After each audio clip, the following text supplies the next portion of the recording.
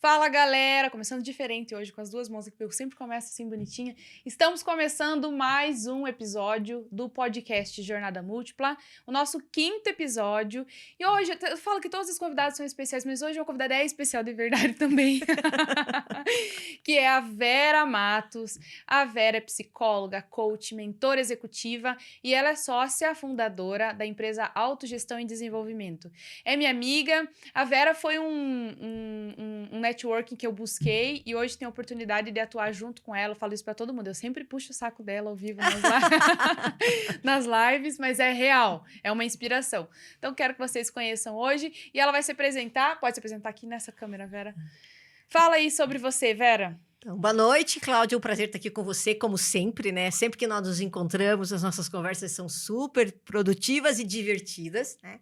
É um prazer estar aqui hoje. Como a Cláudia contou, eu sou psicóloga por formação, trabalho na área de desenvolvimento humano já fazem mais de 20 anos. Foi uma escolha que eu fiz na minha carreira, quando eu decidi que eu não queria mais ser funcionária de organizações. Eu trabalhei como funcionária em algumas empresas na área de RH, mas em um determinado momento eu busquei uma oportunidade diferente, porque eu queria trabalhar com várias empresas ao mesmo tempo, em vez de uma empresa de cada vez.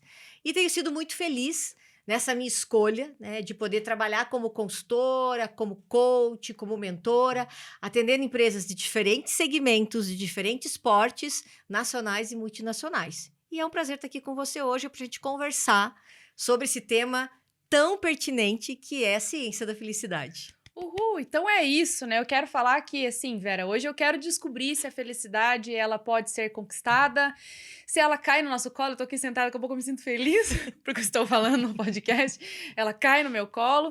Além disso, a gente vai fazer um vários bate-papo, inclusive, comentar com a galera como que a gente se conheceu, né? Foi bem bacana, hein, Fabrício? Que a gente fala com o Fabrício também, a Ah, produção. tá A gente legal. fala com ele. Que a Vera... o meu irmão fez uma pós em liderança e gestão de pessoas, era isso? Isso. Coaching e gestão de pessoas em 2018. Em 2018. E aí, ele falou pra mim, nossa, a gente teve uma professora que foi fantástica. Eu peguei o contato dela, falou muito dela.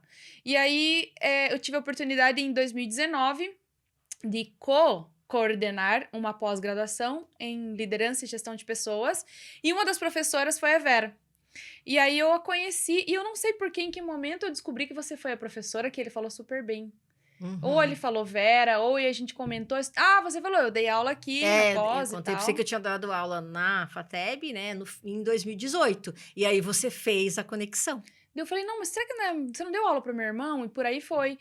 E aí, nossa, meu irmão ficou emocionado quando ele descobriu que eu era amiga da Vera, né?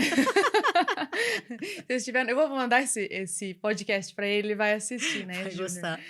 E foi muito bacana. E aí, pra comentar aqui, pra se conhecer, então, a Vera é toda formal, ela não me deu bola, Fabrício, só pra falar. Que mentira! Ela não me deu bola, porque ela tava lá, com professora super renomada, intelectual, e eu ali, né, tentando puxar a conversa, no almoço, da pós e tal.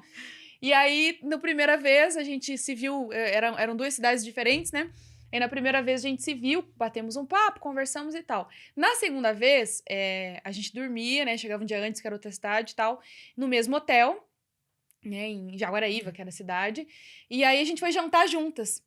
E aí tá toda aquela formalidade, por enquanto, professora, né? Eu apoiava, né? Fazia todo o papel de apoio ao professor. Mas como você também estava coordenadora. bem mais formal. E aí a gente falou que vamos comer. Tinha um combo lá, como você pedia o combo, pedia uma caipirinha e ganhava outra. Mais uma caipirinha. Parece que eu sou uma louca bebedeira, né? Porque eu já contei aqui que eu tomei caipirinha com a outra, convidada. Não sou, gente, mas de vez em quando. E resumindo, a gente tomou, depois a gente tomou de novo e daqui a pouco nós estava amiga chorando. Nós pegamos 2 combos no fim. Tivemos um bom início de noite em Jaguaraíva, tendo que trabalhar no dia seguinte cedo. Às 7 horas da manhã, né? E aí a gente tava já contando a vida inteira, já tinha contado meus passados, né? Pelo amor de Deus. O meu passado, já tinha chorado e tal, foi muito massa. E aí a gente foi se aproximando, depois eu vim embora pra Curitiba, a Vera, com a empresa dela, tava dando um treinamento, uma oficina, e aí eu participei dessa oficina e a gente se conheceu de verdade. Resumindo, ano passado a gente conversou, eu convidei ela pra ser parceira da Jornada Múltipla, então é um prazer ter você com a gente de novo. aqui no podcast agora, né? E hoje a gente está aqui para falar, então, sobre a ciência da felicidade, sobre psicologia positiva, e eu quero saber tudo. Então, explica para nós o que é a ciência da felicidade. O que é Mas isso? antes de falar da ciência da felicidade, eu quero falar de um ponto que você esqueceu. Meu Deus, o quê? Que foi quando você decidiu vir para Curitiba, que você me ligou e nós tivemos uma conversa bem longa. Sim, porque aí vem a estratégia do networking. Eu falei, eu tô indo embora, eu preciso dos meus contatos. E eu liguei, falei, Vera, liguei pra você, liguei pra vários, né? Mas com você eu tinha mais intimidade, né? Tinha professor que ainda não me dava bola. Aí eu falei, Vera, tô indo embora pra Curitiba, e enfim.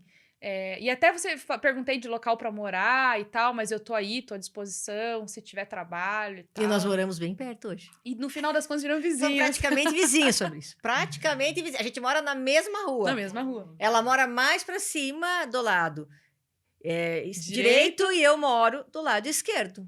Na mesma rua, só não é a mesma quadra, senão seria um perigo, Não, hein? e eu descobri. Como é que foi que a gente descobriu isso? Você me falou que você estava indo morar. Eu falei, mas eu moro nessa rua. Porque eu tava vendo outro lugar. Sim, você estava vendo outros lugares, eu te dei algumas sugestões ali no Bicurrilho. E daí você falou, então, tô achando um apartamento no Moçunguê. No Moçunguê? No Moçunguê. Cláudia, você vai morar perto de mim, qual é a rua? O Ivo Zonlês, vai morar na minha rua. Alguns metros na frente. Foi muito pertinho. bom, bem legal. Mas vamos lá, então vamos falar sobre a ciência da felicidade. A felicidade, ela é algo a ser conquistado, ela não cai no nosso colo. Na verdade, ninguém ganha felicidade de presente. Ela pode ter momentos felizes e a nossa vida é recheada de momentos felizes, mas você precisa escolher ser feliz. Porque na vida a gente tem dificuldades, nós temos problemas, nós temos perdas, né? Nem sempre todas as situações que nós vivemos são situações boas, mas isso não nos impede de ser felizes. Então, felicidade, ela é uma escolha. E por que ela se tornou uma ciência, né, Cláudia? Porque ela começou a ser estudada. A psicologia positiva, que foi o primeiro nome conhecido da psicologia positiva é do Martin Seligman, né, que lá na década de 90 começou a olhar como psicólogo para os aspectos positivos. A psicologia sempre foi focada nos problemas, sempre com o objetivo de ajudar as pessoas a ficarem melhor, mas a tratarem os seus problemas. E o Martin Seligman, ele decidiu olhar para o lado positivo da psicologia. E foi assim que começou a mudança desse olhar, e da década de 90 para cá, esses estudos eles só cresceram. Por isso que hoje nós falamos a ciência da felicidade. Existem vários autores famosos que baseiam todo o seu estudo, inclusive em experiências pessoais. Olha que bacana. Você sabe que você falou uma coisa interessante agora, e eu lembrei aqui. Esses tempos eu participei de um bate-papo do Clubhouse, que falava sobre a psicologia, a confusão que as pessoas criam sobre a psicologia positiva e a positividade tóxica, que é o pense positivo, vai dar certo, faça as coisas desse jeito. E aí... Você será feliz com certeza, porque vale o mesmo caminho para todas as pessoas. Isso. E aí tinha uma pessoa especialista lá também, uma psicóloga especialista em psicologia positiva, explicando que não é aquela psicologia tóxica que fica forçando você tem que sorrir o tempo inteiro, você tem que ser assim. E aí ela falou, não, é muito diferente disso. É uma busca, é uma escolha. E aí eu falei, puxa, faz todo sentido, porque falava em psicologia positiva, tem gente que fala assim, eu odeio esse negócio de positividade. É diferente, né? Mas me fala, assim, como que a gente pode... Bem interessante você falar aí sobre a psicologia estudar problemas e depois ela vir estudar o outro lado, o lado positivo. E tem a questão bacana, que aí você me corrige se eu estiver errado, mas quando eu comecei a estudar o coaching em si, era isso também, né? Eles descobriram que a gente poderia conversar internamente conosco. Olha, não vou lembrar o nome, porque eu leio tanto e não vou lembrar. O autor daquele livro do Jogo Interior do Tênis. Tim Gallery. Timothy, né? Alguma coisa assim. Timothy Gallery que vira Tim Gallery. E daí eles chamam de Tim, né? Então, e aí ele começou a perceber, né? Ele era treinador de tênis, e ele começou a perceber que os atletas conversavam muito com eles mesmos quando erravam. Jogava, batia a bolinha, errava, eu sou burro, eu não consigo e tal. E ele falou, poxa, se a pessoa... Daí ele perguntava, você tá conversando com quem? Não, tô falando comigo mesmo. Aí ele falava, se a pessoa consegue conversar com ela mesma e afirmar coisas negativas, será que ela não consegue corrigir e afirmar coisas positivas? E aí veio o coaching de como eu corrijo o meu comportamento através de como eu me analiso e mudo esse comportamento conscientemente, né? Uhum. Me corrija se eu estiver errado, mas Correto. basicamente veio isso. essa... O grande segredo, né? Se existe algum segredo, né, o grande segredo é o autoconhecimento. Sempre, né? É você olhar para si, buscar se conhecer melhor, entender os teus comportamentos, e isso dói, né? Porque qualquer processo de crescimento dói. Então, eu passo por uma fase em que dói, porque eu começo a me olhar, né? Eu tiro as minhas máscaras, eu tiro as minhas couraças, eu começo a ver que eu sou uma pessoa e, como qualquer pessoa, eu vou ter momentos bons, eu vou ter momentos ruins, mas é a forma como eu olho para esses momentos que pode me trazer momentos felizes, e eu posso dizer, eu sou uma pessoa feliz ou eu sou uma pessoa infeliz. Essa é a Entendi. grande diferença. É o olhar que você exercita para a vida, né? Para a vida como um todo e para a tua vida. E o grande problema da positividade tóxica é afirmar que você será feliz eternamente, podemos dizer assim, se você adotar determinados comportamentos. Padrões de comportamento. Exatamente, mas esses comportamentos não servem para todas as pessoas, porque as pessoas são diferentes. Sim, com toda certeza. Essa é uma coisa, assim, que me incomodava um pouquinho quando eu comecei a trabalhar, quando eu comecei a me desenvolver, né? Eu passei por todo um processo de desenvolvimento pessoal e fui passar a trabalhar 3 anos depois que eu comecei a estudar para trabalhar sobre isso. E aí, quando eu comecei a me desenvolver, eu fazendo os cursos de Dale Carnegie, Napoleão Hill, não tô nem desmerecendo, porque eu acho bacana pra caramba.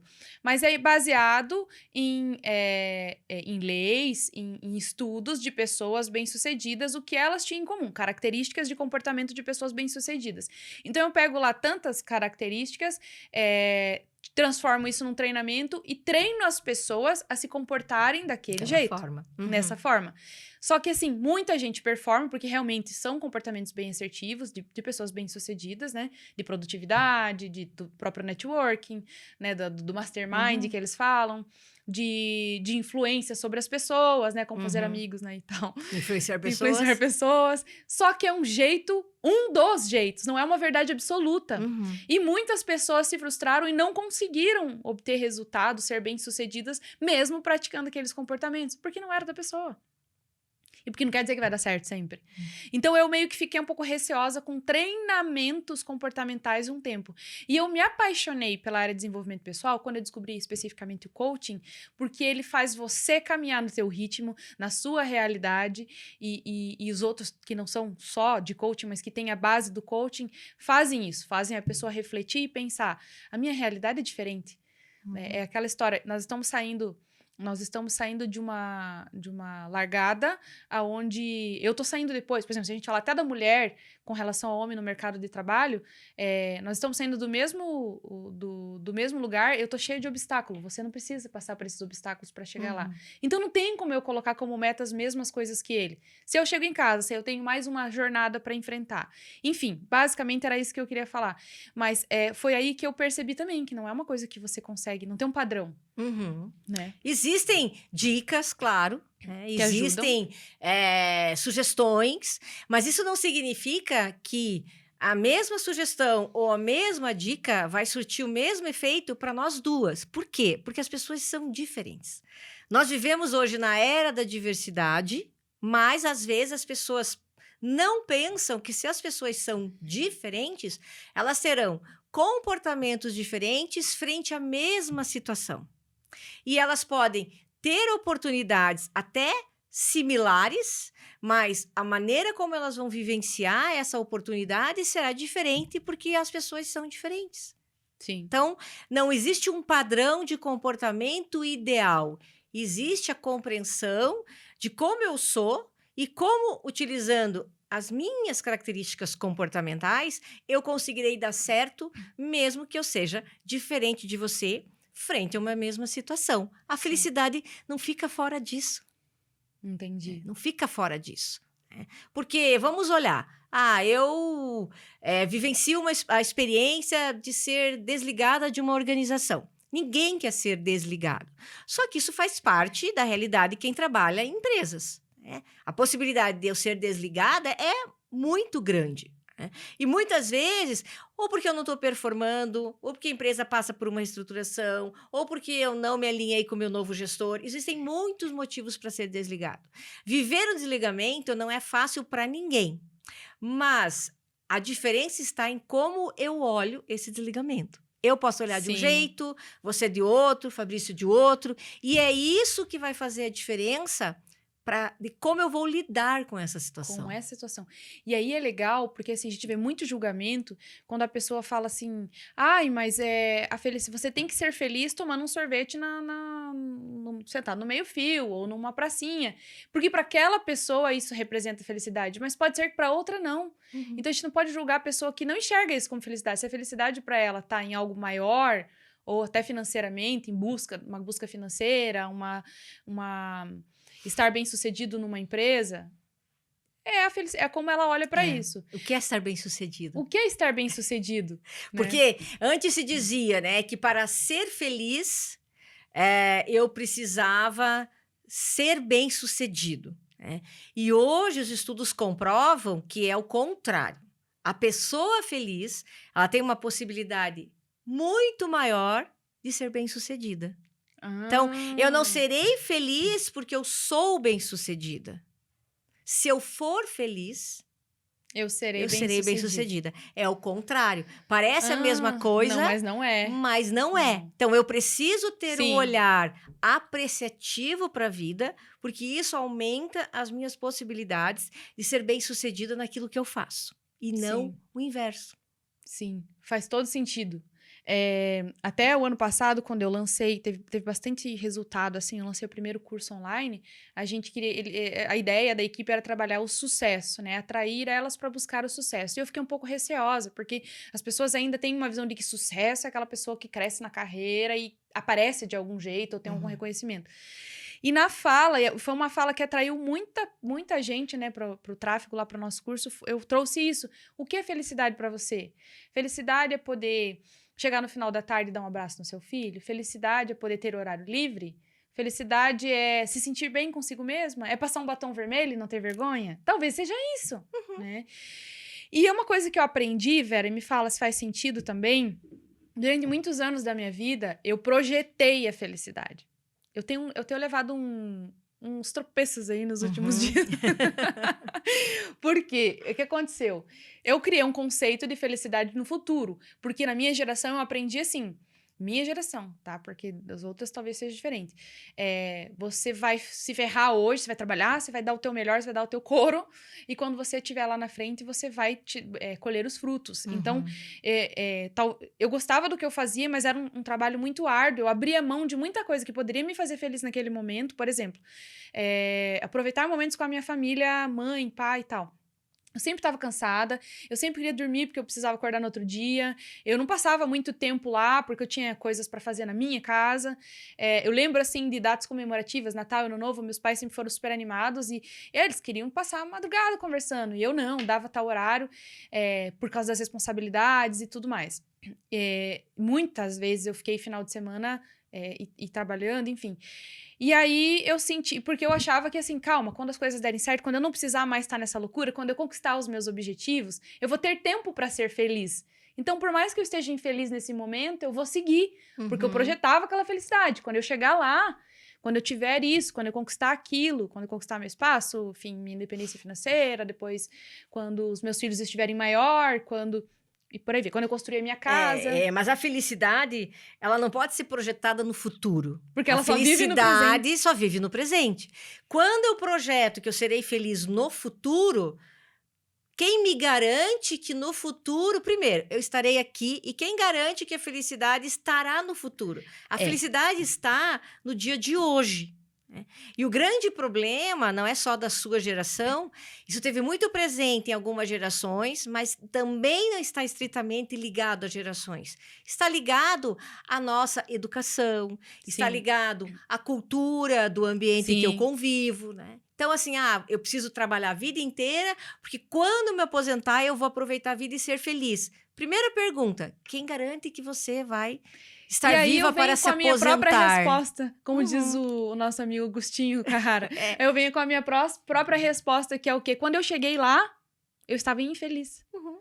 A felicidade que eu achei que eu ia alcançar não existia. Na verdade, eu fiquei cada vez mais infeliz, porque aí eu comecei a perceber o quanto eu tinha deixado para trás. O que eu deixei de viver projetando que eu seria Que eu seria feliz feliz. no futuro. Aí eu comecei a pensar, puxa, aquele momento era o momento que eu ia estar feliz, que eu tinha que ter olhado para isso. E eu fui tentar fazer isso agora. Aí vem a segunda parte. Aí eu fui, não, agora eu quero viver todos os momentos intensamente. Quero viver felicidade hoje. Eu vou parar de ficar muito focada. Mas também tem aquela frustração de colocar muita expectativa em felicidades momentâneas. Em situações que você define como ser a felicidade. Porque quando aquilo muda, quando o contexto muda, você também vai, ok, então agora eu sou infeliz porque eu não tenho aquilo que eu tinha. Mas Não. isso faz parte. O que é importante entender? A Ou eu fui feliz e tá felicidade, tudo bem. a felicidade é uma escolha. Significa que hoje eu posso estar bem e dizer que eu estou feliz e amanhã não estar bem e tudo bem. É esse o grande É sobre olhar. isso. E tudo É bem. sobre isso e tudo bem. Se amanhã não estiver muito bem, tudo bem. Eu tenho o direito de não estar bem. Eu tenho o direito de me sentir chateada. Isso faz parte da vida. Agora, o fato de eu estar chateada não significa que eu não serei feliz. Sim, olha só, você falou uma coisa Essa é legal. uma diferença importante. E qual é a grande questão? Normalmente, nós projetamos a nossa felicidade no outro ou em alguma coisa. Eu vou ser feliz quando eu casar, eu vou ser feliz quando eu tiver filhos, eu vou ser feliz quando eu tiver um bom emprego, eu vou ser feliz quando eu conseguir comprar minha casa. Nossa, a felicidade está lá fora, então. Não, a felicidade está dentro de você. Então, o fato de você achar que você só será feliz quando você comprar uma casa, está tirando a sua possibilidade de ser feliz hoje, porque você encontrou uma pessoa que você gosta muito. É esse olhar que precisa exercitar e que a ciência da felicidade, que os estudos da psicologia positiva trazem, né? Por que o curso ainda é o curso mais comprado e mais feito em Harvard Como Ser Feliz em Harvard, que é do Sean Arshall. Porque E olha isso o que eu ia te jeito perguntar Harvard agora. de ser feliz. Sim, eu ia te perguntar isso agora, porque eu fico imaginando aqui quais perguntas mais comuns o nosso público pode ter, quem está nos assistindo, e deve estar se perguntando e deve se fazer isso, assim, como que eu faço para ser feliz? Como ser feliz? Como eu busco a felicidade? Como é que eu deixo de ser infeliz? Tem esse tipo de pergunta, assim. Como faz para ser feliz? Primeiro ponto, Cláudia, é assim, eu preciso me conhecer. Eu preciso entender melhor os meus comportamentos. Eu preciso compreender o que é que está por trás dos meus sentimentos, né? Quais são as minhas emoções? O que está por trás do sentimento de se sentir alegre, né, feliz? O que está por trás do sentimento de se sentir triste, do sentimento de raiva, de frustração, de ansiedade? O que está por trás disso? Então, se conhecer é o primeiro ponto do caminho. Só que para se conhecer, eu tenho que me desvestir dos meus comportamentos, dos meus modelos mentais fixos que não contribuem para que você seja feliz, porque o modelo mental fixo é isso. Eu vou ser feliz quando eu me casar. Eu vou ser feliz quando comprar minha casa. Eu vou ser feliz quando eu conseguir ir para a Europa. Eu vou ser feliz... Não, você não vai ser feliz quando? Você precisa ser feliz hoje. E para ser feliz hoje, você precisa entender o que é que te faz feliz. Que não é a projeção no futuro, é o que você tem hoje, o que você tem no teu dia a dia, os presentes que você ganha todos os dias. Viver é um presente, por isso presente. Sim, e assim, eu comecei a prestar atenção, principalmente, assim, em 2017 eu tive a depressão, e eu percebi que, quando eu falei, eu cheguei onde eu queria, financeiramente, em status, em profissão, e aí eu amo o sol, eu amo o dia, e aí eu me vi, algumas vezes, não querendo olhar para o sol, não querendo ver o dia, querendo ficar no escuro. Eu abri a janela, E eu olhava e falava assim, eu amava tudo isso e não dava valor. Tudo que eu queria era me sentir bem para contemplar o dia. Era isso que eu queria. E quando eu melhorei graças a Deus e a busca de ajuda e tudo mais rapidamente, eu passei a viver isso. Então tem dias que eu tô levando, no verão, né? No inverno a gente não conseguiu viver muito isso, mas no início do ano eu fazia muito, você posta muito isso. Eu tô indo buscar o Noah na escola, bem no horário que tá o pôr do sol. Ou o próprio nascer do sol, quando eu tô levando a Luísa. E eu acho aquilo tão maravilhoso, eu faço questão de parar com ele, o carro, e falar, vamos ver o pôr do sol, vamos ver ele abaixar. Eu acho aquilo o máximo, coloco uma música, a gente conversa. Isso pra mim é um momento de felicidade, porque eu tenho a oportunidade de fazer isso, porque eu sei o que é não poder fazer. Então, eu passei a olhar para isso, dando um valor muito maior para esse tipo de momento. E continua assim. E antes eu achava, vou entrar, vou nem abrir janela, hoje eu vou trabalhar, hoje eu vou descansar, vou estudar, vou ler, porque amanhã eu tenho mais o que fazer. Eu não olhava para isso. Eu pulei muitas etapas da minha vida. Minha família toda ia pro clube, as minhas amigas e tal, e eu tava trabalhando, e eu tava, enfim, fazendo as coisas. A gente pode dizer, né, Cláudia, que naquele momento isso era importante para você.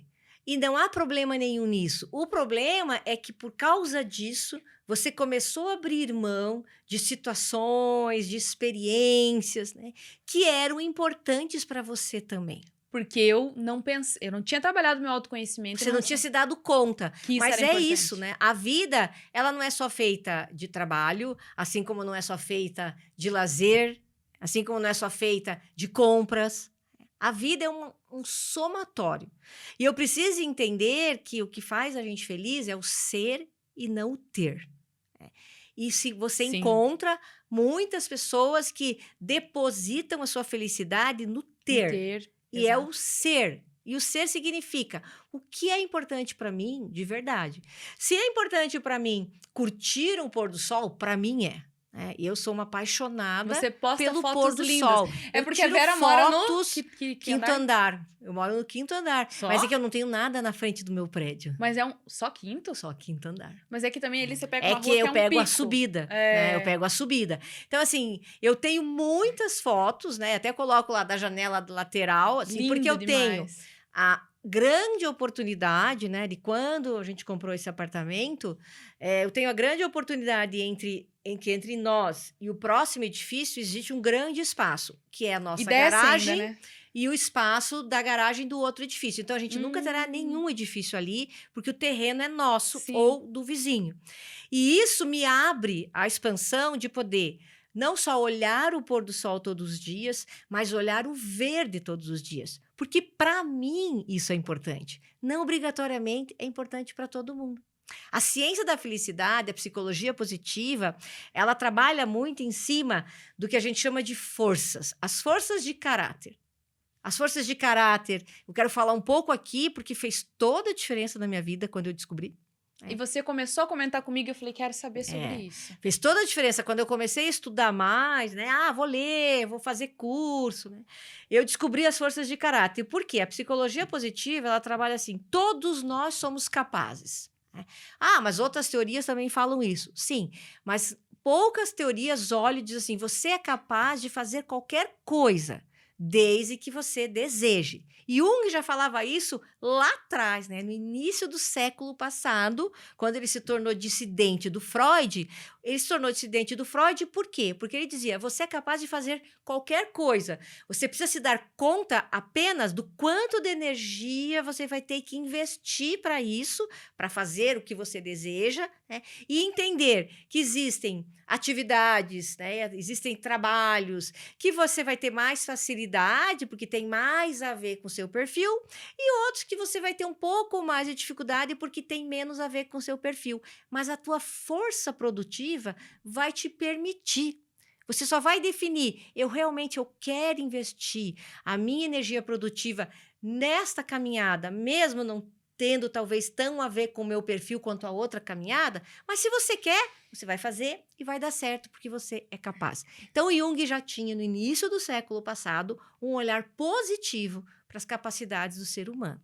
E as forças de caráter trazem exatamente isso. Existem 24 forças, todos nós temos as 24 forças. Existem aquelas 5, né, que são as top 5, que são aquelas que estão mais presentes em mim hoje, não obrigatoriamente estarão para sempre, não foram sempre as minhas 5 primeiras, entre as 24. Eu uso mais essas 5, mas eu tenho total capacidade de usar qualquer uma das outras, desde que eu decida que eu quero usar, porque a força está em mim. He-Man. É isso. A força está em mim. A força está em mim. Eu vou dizer, ok, essa força aqui, vamos pegar lá, a força da coragem. Não é uma força muito forte em mim, mas eu quero usar mais dessa força. Você lembra de todas? De cabeça, não sei. Se você quiser que eu abra a minha cola, eu lembro. Eu vou saber as minhas 5. As suas? Quais são as minhas principais forças? Tá. Apreciação da beleza e excelência, gratidão, espiritualidade, coragem e... Criatividade não tem aí? Criatividade aparece como vitalidade. Né? E a vitalidade, ela está em 2º ou 3º lugar, porque eu já fiz 2 vezes, né? E mudou. Né? Quando começou a pandemia, a espiritualidade, que não aparecia entre as 5, ela subiu entre as 5. Porque eu sempre fui ligada nisso, mas a pandemia me voltou mais ainda para isso. Entendi. Mas a vitalidade, por ser uma força que eu uso muito, ela às vezes pode me atrapalhar. Porque eu tô o tempo inteiro, eu tenho muita energia produtiva, você me conhece. Né? Só que de vez em quando eu ligo tanto a minha energia produtiva na tomada que eu me exauro.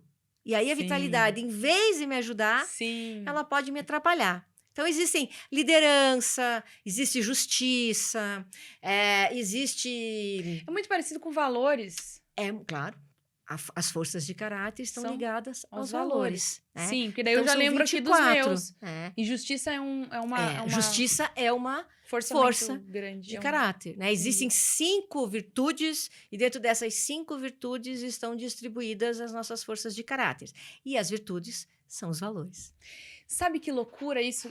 O podcast que eu tava escutando hoje na hora do almoço, como eu falei, não lembro do autor, que caramba, mas é um cara bem conhecido que escreveu um livro famosíssimo de personal branding, ele é especialista, consultor de empresas. É aquele livro, ele é preto e branco, daí tem uns guarda-chuvinhas preto e branco e um amarelo. É bem conhecido esse livro. E ele falou sobre isso, né? Que é uma coisa que eu trabalho com os meus clientes, que é entender os seus valores e entender os seus comportamentos, né? E uma das coisas que ele falou, quando ele vai estudar personal branding, provavelmente ele faz essa análise, né? Das forças de caráter. E aí ele comentou de um colaborador de uma empresa que tem a justiça como um valor muito forte.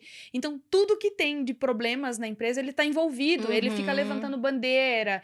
Porque é muito forte para ele a justiça. Quando ele tem a noção de que alguma coisa está sendo injusta, que não tem nada a ver com ele, ele vai lá e levanta a bandeira.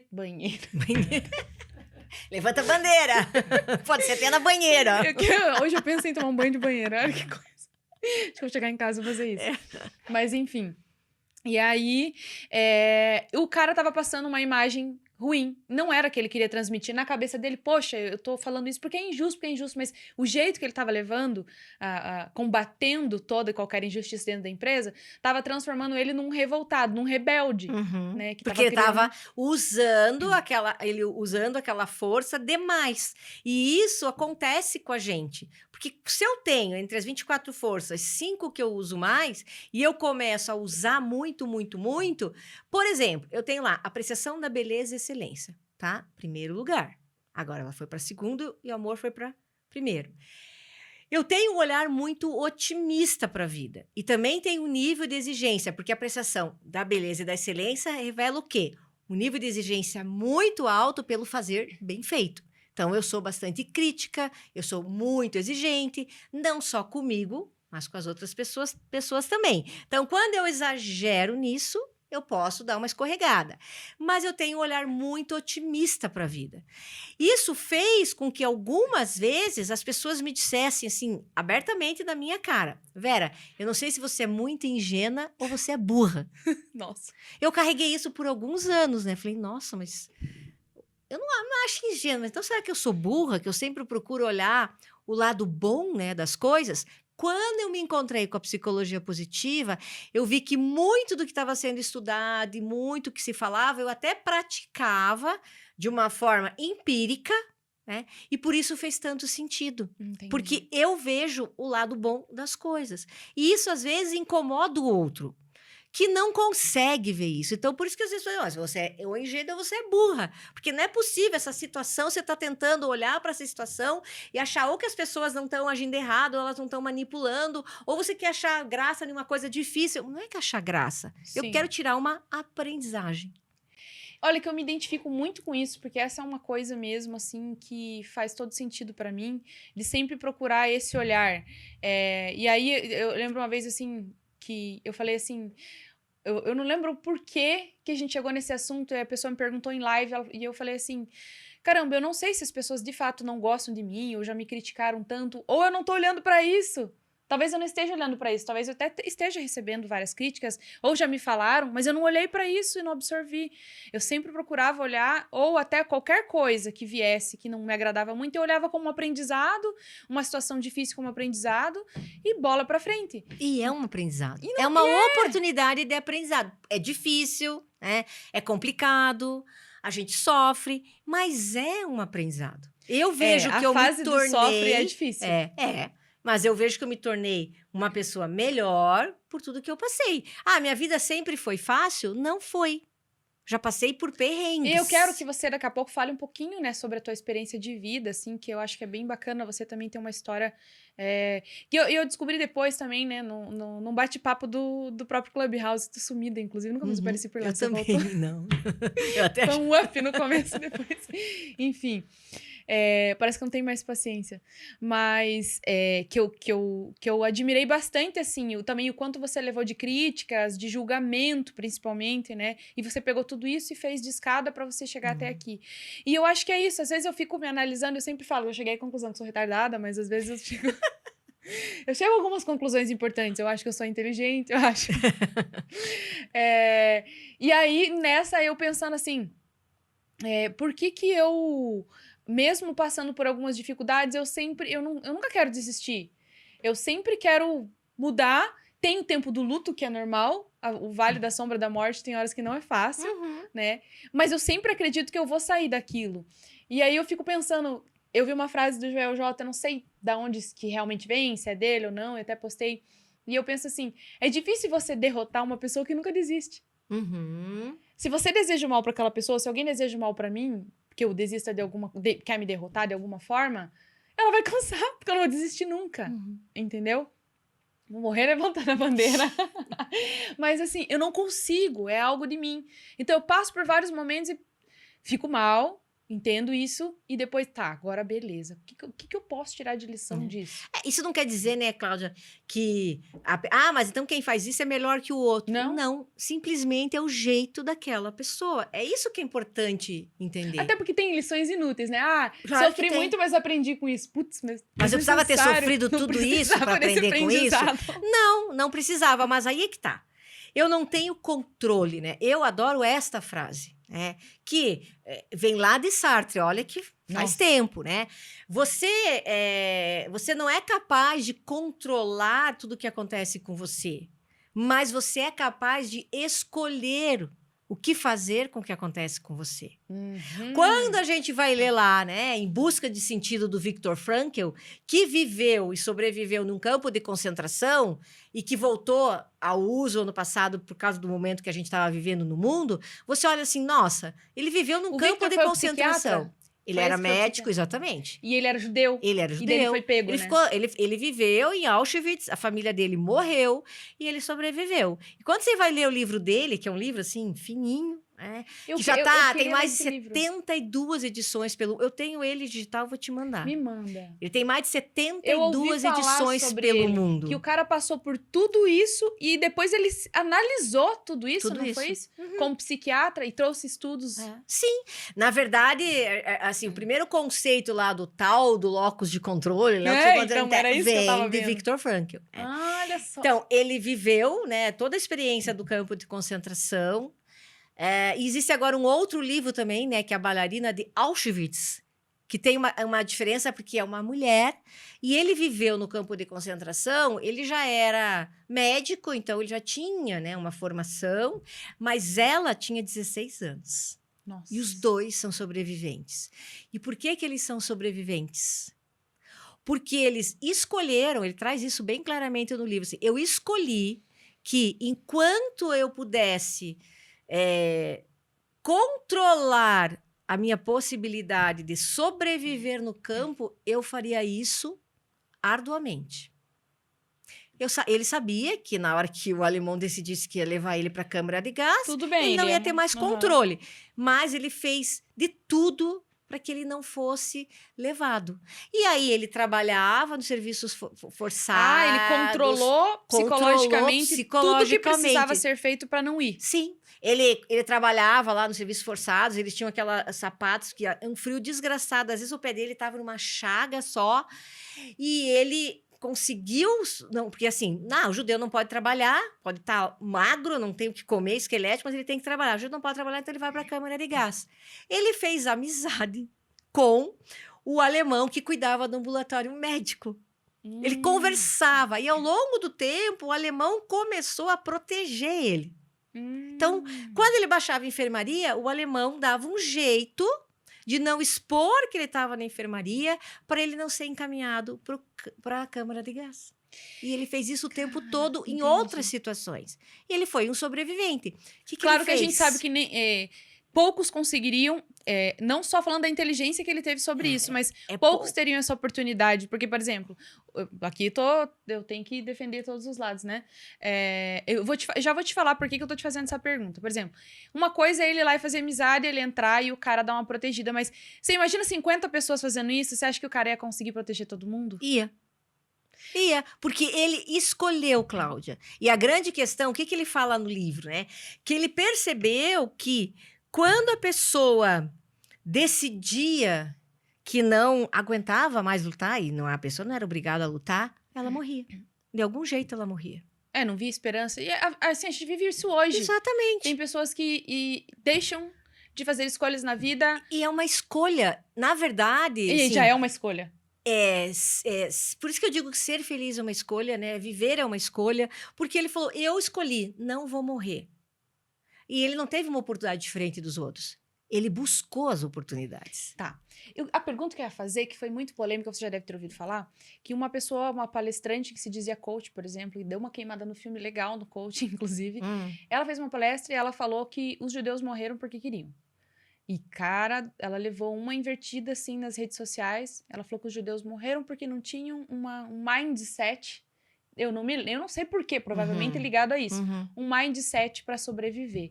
E ela levou muita invertida. É porque não é isso que o Viktor Frankl fala. Eles não falam, é a como questão... assim, guria? Você tá falando que ela não teve mindset? Você tá louca?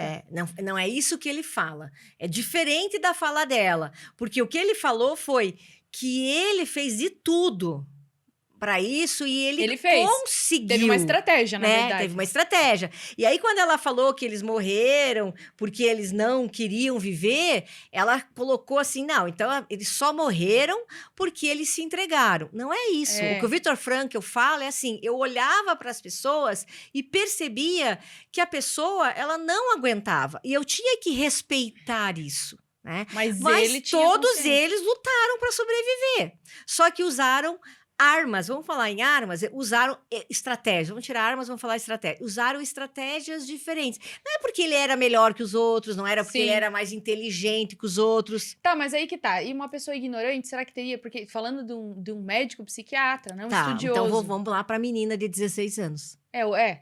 Sabe quantos anos tem essa menina hoje? 94. E ela consegue falar sobre essa história? Sim, ela escreveu um livro. Mas então vai lá na Globoplay e procura a entrevista. Globoplay nos patrocina. Desculpa. Não, pode falar. Só pode não falar que eu mal. goste. Você fala bem, tá ótimo. Assim, mas Pedro Bial entrevista a bailarina de Auschwitz, tá? Ela está viva até hoje e ela foi para o campo de concentração com 16 anos. Então, ela não era médica. Sim. Ela era uma adolescente, Mulher, que era criada uma pra ser dona de mulher. casa, Então, fica pensa quieta. assim, naquela época, né? E ela escreveu o livro, diferente dele, que saiu, né? Ele saiu do campo e logo escreveu o livro. Ela escreveu o livro quando ela tinha mais de 80 anos. Ah, bem depois. Porque o que falaram para ela? Tá, Existem... então algumas décadas, uma década atrás? um pouco tempo atrás. Ela tem 94. Fazem... 80 anos? Não é de matemática. 94, ela faz o quê? 10, pegar minha calculadora 14 anos, HP. 12 anos, né? Então, assim, ela escreveu o livro porque começaram a falar para ela assim, olha, existem vários livros, né, de experiência em campos de concentração, mas não tem nenhum livro escrito por uma mulher. Olha massa. a história, porque imagine, naquele tempo você acha que a mulher tinha alguma oportunidade? Não, a gente vê nos filmes, né? Quando elas iam para o campo de concentração, o que acontecia com a mulher que ia para o campo de concentração? Né? E aí falaram, você tem que escrever, porque só existe um livro que relata uma experiência feminina, mas é de uma mulher que não sobreviveu ao campo de concentração, que é a Anne Frank. Anne Frank. Ela exato. escrevia e contaram os diários dela, depois que ela morreu, e aí virou livro, mas virou livro, ela já estava morta. E eles falaram, mas você não escreveu, você é Anne mulher Frank foi a viva. do... Nossa, de tanta coisa, tanta informação. Que escreveu Frankenstein? Não. Não, o Frankenstein, Diário né? de Anne Frank. Diário de Anne Frank. O Diário de Anne Nossa, Frank, mano. que Frankenstein... Fui longe. Foi longe. É, da outra. É. Putz, aqui, mas... Não, essa é outra autora. Ela escreveu os Nossa, artigos... gente, desculpa, viajei completamente agora que eu Tá. me dei conta. Ela sonhou, né? Vamos fazer que ela sonhou. Ela era uma adolescente, eles viveram escondidos, né? Ah, ela ficou Exato, lá ela ficou com a escondida, ela família escreveu lá. escondida, né? E no fim todo mundo morreu e acharam o diário Acharam dela, isso, os diários dela, e se transformou. Então, seriam os diários de Anne Frank. Então, Sim. mas ela já estava morta. Sim. E aí, a bailarina de Auschwitz, acho que é Elsa o nome dela, não me lembro, então não sei se é Elsa mesmo, mas... E aí, fala, mas como você não escreve? E ela, então eu vou escrever, mas ela tinha mais de 80 anos. Hoje, quando ela saiu do campo, que ela sobreviveu, daí acabou a Segunda Guerra, ela foi liberada, ela foi para os Estados Unidos, ela foi fazer psicologia, ela tinha quase 40 anos, e ela se especializou em trabalhar com soldados com estresse pós-traumático. Pense que cada vez que ela trabalha com um soldado ou uma soldada, né, ela revive muito do que ela viveu. E essa especialidade dela, né, são pessoas com estresse pós-traumático, amputados, né, sobreviventes de guerra. E ela trabalha até hoje. Ela tem 94 anos. Caramba, que massa. Então, essa ela história. conta a história dela, que ela escreveu o livro porque ela foi provocada, né? E aí ela conta com os olhos dela de uma menina de 16 anos que chegou no campo e quando contaram que ela dançava, o Mengele chamou e falou, você vai dançar para mim. E a família dela praticamente estava sendo morta. Algumas vezes, quando ela dançou para ele, a família estava sendo morta. Caramba. Que triste, né? E ela ganhava um pedaço de pão. Esse era o pagamento porque ela tinha dançado para os alemães enquanto eles jantavam, né? Imagina a cabeça da pessoa sabendo de tudo isso, totalmente arrasada, ter que dançar e ainda mostrar alegria, né? Porque se mostrasse... E aí, ela fala que até o pedaço de pão que ela ganhou fez a diferença, porque quando ela chegava naqueles catres miseráveis, né, que dormiam 3, 4, 5 pessoas, ela dividia aquele pedaço de pão com as meninas que estavam dividindo o mesmo catre com ela. Quer dizer, louca de fome, ela dividia o pão.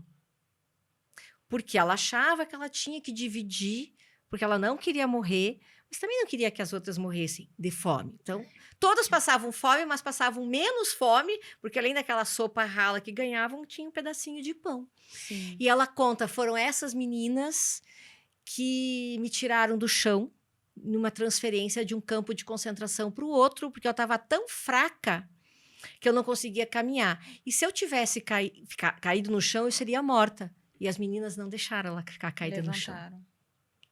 Porque eu dava um pedaço de pão para elas. Isso tudo fez parte, né? E eram as pessoas que conviviam com ela. Então, ela não era médica, ela não era um adulto, ela era uma adolescente, mas ela falou que, num determinado momento do campo de concentração, isso choca. ela começou a ter pena dos soldados alemães. Um pensamento bem superior no sentido de conseguir enxergar o tamanho do desastre que eles estavam fazendo, né? Eu nem sei explicar, assim, que tipo de maturidade ela teve. Mas aí é quando a gente fala assim, é a mesma coisa quando a gente fala assim trazendo agora assim para a realidade, não sei, fazer algumas analogias no sentido assim, em olhar para a pessoa que te julga, ou olhar para a pessoa que te faz mal e entender que é um problema dela. Não, não é isso. Exatamente isso. Entender que isso não fala sobre mim, fala sobre a pessoa. E tá tudo bem. E aí fica mais fácil de eu tirar de mim aquele problema, aquela culpa. E ele pergunta para ela, o Pedro Bial, e você se considera uma pessoa feliz? Ela, sim, eu me considero uma pessoa feliz. Ela falou, eu realmente sofri, eu aprendi muito com o meu sofrimento, mas eu sofri muito, não precisava ter sofrido, né? Ninguém merece. É aquele aprendizado desnecessário. Mas isso me tornou uma pessoa melhor. Sim, eu sou feliz.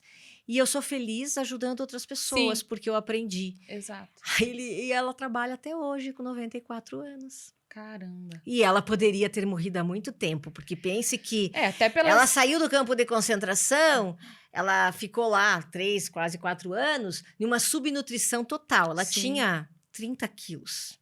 Imagine o que o organismo dela sofreu e quanto ela carregou, né, esse período aí de subnutrição ao longo da vida dela. Ela, não, mas eu sou uma pessoa feliz, eu sou uma pessoa grata. Esse é um grande segredo também, né? Gratidão. A gratidão faz toda a diferença para quem quer ser feliz. E aí é uma coisa importante, que a gratidão é uma coisa que precisa ser exercitado. Exatamente. Não é aquela gratidão de, não, mas eu toda noite eu vou lá e agradeço a Deus. Não é só isso. Isso também é importante, porque de alguma forma você está reconhecendo, né, o que você tem. Mas exercitar a gratidão por tudo que você vive. Exatamente. E você exercita a gratidão, e o que você faz com essa gratidão que você sente? Não sei também, tô pensando aqui. O que você faz com a gratidão que você sente? Eu vou falar de mim, assim, quando eu sinto gratidão, eu comemoro, eu celebro. Eu me sinto grata, parece que eu preciso celebrar aquele momento de gratidão. Então, eu não sei qual é... Então, você celebra todos os dias? Não, aí não também, porque talvez eu não consiga exercitar essa gratidão todos os dias. O que eu percebo quando eu tô ficando meio insatisfeita e que eu descobri, lendo e tal, que a gratidão e a insatisfação não ocupam o mesmo lugar no cérebro. Então, quando você começa a se sentir muito insatisfeita, você não está exercitando a gratidão. Quando você exercita a gratidão, você esquece das... Não sei. Ameniza suas insatisfações. É isso? Mas eu não tô celebrando todo dia? Eu não tô... Será que não? Olha, eu acho que você celebra... Ou talvez eu esteja celebrando É que você você tá referendando gratidão como coisas, assim, muito diferentes. Cada vez que você para assistir um pôr do sol, colocar uma música e conversar com o seu filho, você está celebrando. Sim. Então, você está sendo grata. Sim. Eu sinto muito isso. Eu treino de manhã, né? E quando eu acordo e às vezes eu tô um pouco cansada e penso isso, eu falo, caramba, mas que bom que eu tenho essa oportunidade. Eu nunca esqueço que a minha tia falava uma coisa, e minha tia sempre, desde que eu me conheço por gente, sempre fez caminhada, sempre fez atividade física, sempre foi pra academia. E aí ela falou assim pra mim, ela falou, é difícil acordar cedo? Mas eu prefiro acordar cedo, sofrer um pouquinho pra fazer atividade física e cuidar da minha saúde, do que eu podia estar acordando cedo pra ir numa consulta, pra ir fazer um exame, pra pegar uma fila num postinho de saúde. Eu poderia estar fazendo isso. E, de fato, é uma pessoa que eu nunca vi doente na vida. Acho que nunca vi. Talvez uma gripe, no máximo. Assim. Você sabia que a felicidade está presente muito mais em países pobres do que países ricos? Não sabia disso. Mas faz sentido. A felicidade está presente muito mais em países pobres, porque as pessoas encontram prazeres no que chamamos muitas vezes de pequenas coisas, do que em países ricos, que as pessoas podem ter tudo aquilo que elas desejam. Entendi. Faz sentido também. Porque a gente fala assim, o dinheiro não traz felicidade, e o pessoal diz, não traz, mas compra. Compra. Eu ia trazer essa frase pra ver. Se ele comprasse, não compra. por que a gente tem milionários Não compra. frustrados, né? Desde quando, assim? Então, a gente nunca teria tristeza, infelicidade, depressão na classe alta da população, Sim. né? A classe A, então, nunca estaria triste, nunca teria problemas, nunca sentiria frustração, nunca ficaria triste, nunca teria depressão. E não é o que acontece. Exatamente. A tristeza que pode se transformar na depressão, que é uma doença, né? Estar triste é uma coisa, estar deprimida é outro. E hoje as pessoas misturam muito isso. Às vezes a pessoa está só triste e aí já dizem que ela está deprimida, e às vezes a pessoa está deprimida e você desvaloriza. Às vezes a pessoa fala assim, eu sendo infeliz... Já viu esses memes, né? Vamos lá. Calma aí que tá enrolado o negócio. Que dinheiro não traz felicidade. Daí, aqueles memes, a pessoa, eu sendo infeliz em Paris. Daí aparece a pessoa chorando com dinheiro. Não sei se você viu isso já. Uhum. E aí, eu sempre tiro como lição que eu já tive a oportunidade de tomar vinho em vinícolas renomadas fora do país. E foi um dia que eu não tava feliz. Tava abrindo com o melhor abridor de vinho. E eu já estive muito feliz que depois que eu vim embora pra Curitiba... Eu fui comprar alguns utensílios domésticos e no dia eu comprei um abridor daqueles que você rosqueia e você faz uma força fenomenal para abrir, né? De madeira, aquele mais simples. Aí... Você foi feliz na Casa China? Tipo isso! Porque eu queria tomar um vinho, tava eu e as crianças, putz, eu vim embora e não trouxe nem meu abridor chique eu trouxe aqui, né? Com temperatura, com... medidor de temperatura e tal, com colarinho. E eu falei, vou comprar um, mas vou comprar baratinho, depois eu compro outro, né? E, cara, um dia sentada, aí quando eu tomo um vinho, eu sempre anoto na rolha o que eu tô, porque eu tô tomando aquele vinho, o motivo, né? E as pessoas que estão comigo. E aquele dia eu tomei um vinho e falei, cara, tô muito feliz, tô bem de boa, e tô tomando, e eu tô abrindo um vinho. E ela tá dizendo abridor. que ela não é grata, hein? Que ela, não, que ela não exercita gratidão todos olha os dias. só. Aí o problema é que toda vez que alguém vai tomar vinho na minha casa, eles falam assim, eu não vou abrir isso aí, você que é crossfiteira. Mas vem cá, a felicidade tá no tipo de abridor, tá no medidor de temperatura, ou tá no momento? Por isso que eu tô falando, é o momento. Tá no momento. Porque eu já estive em lugares que eu falava, meu Deus, se eu tomar um vinho naquele lugar... Eu vou ficar muito feliz. Nossa, vai ser uma plenitude. As pessoas falam isso, minha felicidade quando eu estiver nas Maldivas e tudo mais. E na verdade não é isso. E é uma pena que as pessoas não descubram isso antes de sei lá, não poder viver. Quem assistiu aquele filme... Como é que era? Quem eu era antes de você? Quando eu era antes de você? Eu acho que eu já assisti, só que eu não tô lembrada do enredo dele. Puxa aí, Fabrício. A menina que esquece? Não. Não, é que ele sofre um acidente e vira cadeirante. Agora eu vou procurar. Agora eu quero saber, vou fazer uma cola aqui. Se eu coisa ajudar, né? Quem eu era antes de você? Você não assistiu esse filme? O filme começa e ele começa o filme, ele sofre um acidente e ele fica paraplégico. Eu vou dar um spoiler aqui, tá? Mas eu recomendo que vocês assustem. Não vou contar o final. Não vou contar. Você assistiu? Eu sei. Não vou contar. É o filme da menina das meias de abelhinha, né? Exatamente. E quem era feliz ali? Ela era pobre, precisava trabalhar para se manter, tinha um noivo idiota, mas ela era feliz porque ela ganhou uma meia de abelhinha. Assista, porque você está falando uma questão, assista e você vai me dizer, quando chegar no final do filme, por que ela era feliz. Massa, eu tô Quem pensando... eu era antes de você. Muito bom, porque assim, a gente vai deixar também para quem tá assistindo, a gente tá caminhando pro final do podcast, a produção já levantou a placa ali que a gente tá aqui no time, né? Estourando tempo? A gente não tem um tempo, mas é um tempo que a gente definiu que é o tempo máximo com uma pessoa, né? Então. Pode assistir ali e tal, mas eu me perdi. Completamente. Peraí, vamos voltar. Lembrei. Eu quero chegar no final do podcast e quero pedir indicações. Primeiro, eu vou pedir para você indicar pra galera um livro que você acha que vale a pena, você falou alguns aqui, né? Uhum. E o filme, eu ia falar isso, e você citou agora, né? Tá. Quem eu era antes de você. Uhum. Já vou... Tá. E aí, livros, tem vários. Mas tem um, assim, que é bem marcante, porque eu gosto muito do autor, tá? Que é o Mo Gawat, e se chama A Fórmula da Felicidade. Tá? Ele é um diretor, foi diretor administrativo do Google. Isso até falar porque é o prefácio ali do livro, né? Ele tinha tudo, né? E ele se sentia infeliz. Ele tinha dinheiro, ele tinha um super emprego, então ele tinha uma super casa, ele tinha super carros, ele podia viajar para onde ele quisesse, na hora que ele quisesse, trabalhava muito, muito, muito, mas também ganhava muito dinheiro. E ele era infeliz.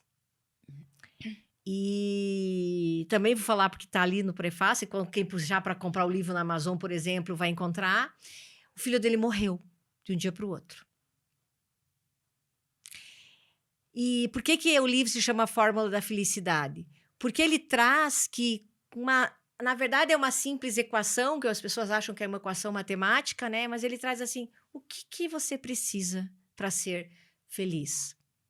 Qual é a sua fórmula? E ele encontrou sentido na morte do filho para mudar a vida dele. E ele entendeu que a felicidade não estava no ter. Sim. Essa é uma coisa que eu entendi. Eu sou grata por ter entendido isso cedo. Infelizmente, vejo pessoas, às vezes, em atendimento, bem mais velhas que eu, que ainda não entenderam isso. E estão lá naquela busca da felicidade projetada para o futuro. Uhum. E pode ser que chegue lá e a felicidade não exista. Eu sempre fui bem maldosa, sabe?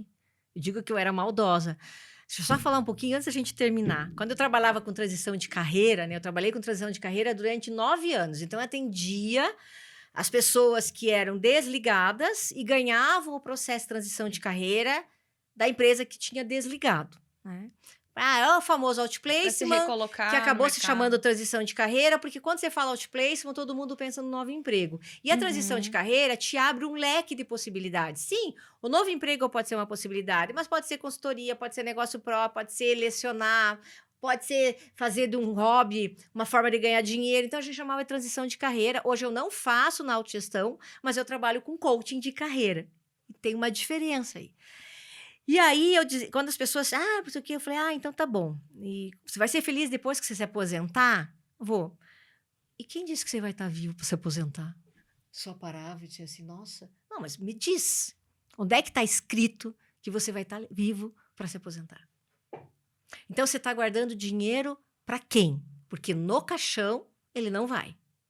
Para quem que você está guardando todo esse dinheiro? Claro que você tem que ter planejamento financeiro, claro que você tem que guardar dinheiro para viver bem, mas eu vou viajar quando me aposentar. Eu vou ter uma boa vida quando me aposentar. E quem garante que nós vamos estar vivos para se aposentar? Isso é uma coisa que me chocava, né? Olhar para as pessoas e falar assim, aposentou e agora? Puxa vida, nem sei o que eu vou fazer. Então, o que você fez até hoje? Sobreviveu? Sobreviveu. Porque você chegar... Eu não sei. Você chegar num ponto de você falar, tô perdido... E assim, não é aquela pessoa que trabalhou feliz a vida inteira, é aquela pessoa que foi lá, bateu o ponto, voltou pra casa, levou uma vida no automático. Isso é muito chocante. Essa semana, eu fiz uma palestra numa empresa sobre gestão das emoções e eu queria, assim, eu mandei para a empresa, assim, algumas perguntas, né, para encaminhar para as pessoas antes e no fim não aconteceu. E aí eu comentei com meu marido, ele falou, mas é lógico, você vai fazer perguntas, as pessoas vão começar a pensar e vai que elas se dão conta, que elas só estão trabalhando e não fazem outra coisa na vida.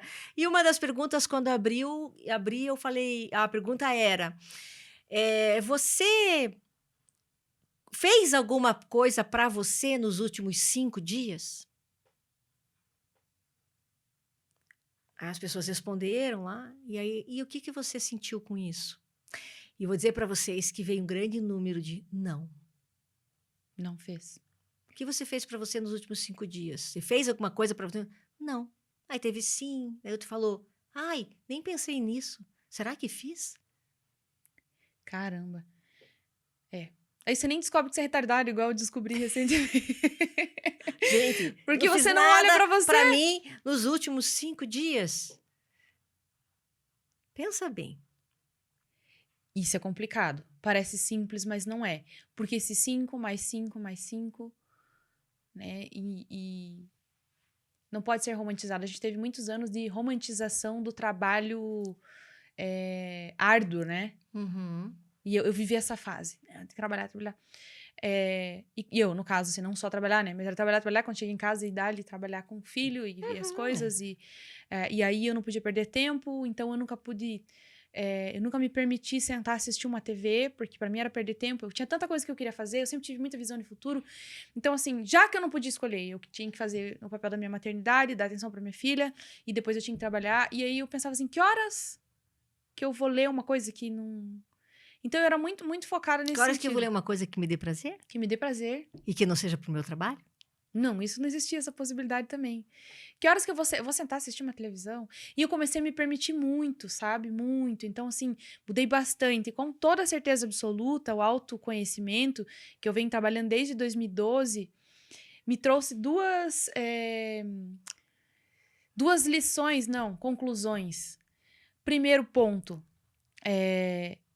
que de fato eu sempre fui a pessoa que eu era quando eu era lá adolescente e que durante um tempo na minha vida, por buscas, por projetar felicidade no futuro, por me conformar com ambientes que eu vivia, eu deixei de ser. Então, resgatei coisas minhas de lá. E o segundo ponto, assim, é que a gente nunca vai saber tudo sobre nós mesmos. Não. Porque a gente Todo vai dia a gente fazer uma aprende. busca pelo autoconhecimento. O fato de estudar sobre a ciência da felicidade não quer dizer que eu sei mais que os outros ou que eu sou melhor que os outros, porque eu também escorrego, né? Ah, então você é feliz sempre? Não. Porque como qualquer ser humano, de vez em quando eu escorrego, eu esqueço de agradecer, eu também resmungo, porque isso é ser uma pessoa humana. Sim. Só Sim. isso. Mas eu persigo, porque eu acredito Perseguir. nisso. Eu persigo. Querer porque, estar feliz, sim, né? eu sempre digo assim, ó, eu não vim para esse mundo para ser infeliz. Nossa. Deus me colocou aqui para ser feliz. Só que ele também não disse para mim assim, Vera, a felicidade vai estar aí no teu colo e você vai poder ser feliz 24 horas por dia, 365 dias por ano. Deus não me falou isso. Mas eu falei, eu não vim para cá para ser infeliz, eu vim para ser feliz. E ser feliz, inclusive, é ajudar as outras pessoas a serem felizes. Não porque eu vou dizer para elas que elas têm que fazer isso. Eu vou mostrar para elas Você vai as transbordar. possibilidades. Isso sim, e isso é muito claro. E eu vejo, então, isso com os meus filhos. Eu sempre entendi e observei que eles vão seguir o que eles me veem fazendo. E aí, a questão da vulnerabilidade que a gente falou, de aceitar, eu entendi o seguinte. Antes, eu morria de medo de abrir minha vulnerabilidade. Isso era uma coisa que eu fugi muito tempo. Tanto que eu empurrei depressão por conta disso. Depois eu aceitei. Depois eu percebi que eu não precisava passar muito tempo aceitando também. Levanta a poeira, né? Como é que é? Levanta, sacode a poeira da volta por cima, né? E beleza. Mas eu comecei a envolver meus filhos na minha vulnerabilidade. Então, assim, eu me permito, mas ao mesmo tempo eles me veem não é aceitando, me acolhendo, mas querendo estar melhor. Uhum. Eu tô triste hoje, eu tô infeliz. Eu sou uma pessoa feliz, não posso dizer hoje que eu sou infeliz. Mas tem meus momentos de tristeza. Claro, mas todo mundo vai ter. Faz Segunda-feira, parte do olha, jogo. é legal a gente falar isso. Segunda-feira eu desmarquei podcast porque era um dia que eu não tava bem. Não precisava me acolher. Mas em contrapartida, eu fiz de tudo pra estar bem e hoje estar aqui com essa energia que eu tô. Mas você precisava se respeitar. Mas eu precisava me respeitar. E os meus filhos aprenderam isso. Então, eles não olham pra mim, minha mãe é fraca porque ela senta e chora. Eles olham pra mim, minha mãe fica triste, ela entende isso, ela se recolhe, mas no outro dia ela levanta e busca estar forte. Eu não acho que tem que estar forte o tempo inteiro, porque isso é uma praga que jogaram sobre nós. É uma praga. É uma verdade. praga. E esse termo mulher guerreira, ele vem para justificar a nossa sobrecarga, as coisas que, entendeu? Não é legal. Então, para de filosofar aqui, mas de fato é isso. Então, eu acho que você pode ter momentos tristes, em algum momento você pode estar infeliz, mas você tem que querer estar feliz. Tudo bem, não tô legal agora, mas não é uma condição que eu quero estar para sempre ou que eu vou estar para sempre. Eu vou buscar estar melhor, o máximo que eu puder fazer. Ser feliz é, inclusive, se permitir não dizer que está bem quando não está bem, não sentir a obrigação de ser feliz todos os dias e aprender que eu não preciso ser forte o tempo todo. Agora, pra gente que é mulher, a gente apanha bastante para poder reconhecer que eu não Por preciso mais ser forte o consciente que a tempo gente todo. tenha, parece que o subconsciente, lá o que é, que funciona de um jeito que você se cobra. Se cobra, né? E eu falo isso. Não, eu não preciso ser forte o tempo inteiro. Não, eu tenho que me aceitar. Daqui a pouco eu faço uma coisa errada e já começo. Mas por que eu fiz errado? Eu tinha que ter dado conta disso. A gente falou no podcast passado e tudo mais. Mas é isso, Vera. Assim, então, para fechar, você indicou, então, o livro... Como eu era antes de você, o filme Como eu era antes e o de você, livro A Fórmula da Felicidade. já vai ficar aí como indicação. Vera, eu queria que você falasse das suas redes sociais pro pessoal, falasse das suas palestras, né? Pra galera conhecer você e a gente fazer aí um merchan do seu trabalho. Eu tenho certeza, acontece muito. Eu trouxe uma convidada aqui e ela foi procurada, participou de outros projetos porque a pessoa gostou da história dela. Então, eu queria que você falasse sobre suas redes sociais e, enfim... Aí, Bom, você vai me encontrar nas redes sociais, então, no Instagram, né? vera.matos4, né? No LinkedIn também, né? Tô como Vera Matos. Ou na página da Autogestão, né? Autogestão Desenvolvimento. No Instagram, nós estamos como Autogestão Desenvolvimento, no LinkedIn como Autogestão Desenvolvimento, e no Facebook também. Também. E o Fabrício coloca sempre lá embaixo na descrição também as redes sociais para a galera clicar e conhecer melhor até sobre o seu trabalho. E para fechar, eu queria que você deixasse uma mensagem agora. Você indicou livro, você indicou filme. Qual a mensagem que você deixa para o pessoal que assistiu até aqui o nosso podcast? Entenda que para ser feliz, você não precisa estar bem todos os dias. E tudo bem. É sobre isso e tá tudo bem. É sobre isso e tá tudo Fechou. bem. Que bacana, que legal. Foi muito bom, foi bem prazeroso aqui. É um conteúdo que eu amo. E é um conteúdo que você vê que vai longe, né? A conversa. A gente poderia ficar mais... Você não quer trazer uma caipirinha? Traz uma caipirinha pra nós, Fabrício. Gente, uma eu não próxima, bebo a gente desse faz um repeteco aí, daí a gente vai contar um pouco mais das nossas histórias, Cláudia. Precisa, porque a gente foi longe no conteúdo, né? Mas precisa, e eu quero muito mesmo que você fale. Bom, fechamos então aqui, pessoal, o nosso podcast de hoje, o episódio número 5, e eu já vou deixar aqui pra vocês, eu deveria ter falado lá no final, eu tô aprendendo, o Noah já me ensinou, mas assim, deixa o teu like, coloca aí pra gente ter uma relevância no YouTube e se inscreve no nosso canal para você poder receber quando toda semana tem podcast novo. Então, quando lançar um novo podcast, você vai receber uma notificação e você pode assistir, ver se você gosta, vai até o final, enfim, conhece pessoas profissionais como a Vera e segue as redes sociais. É isso, espero vocês no próximo podcast.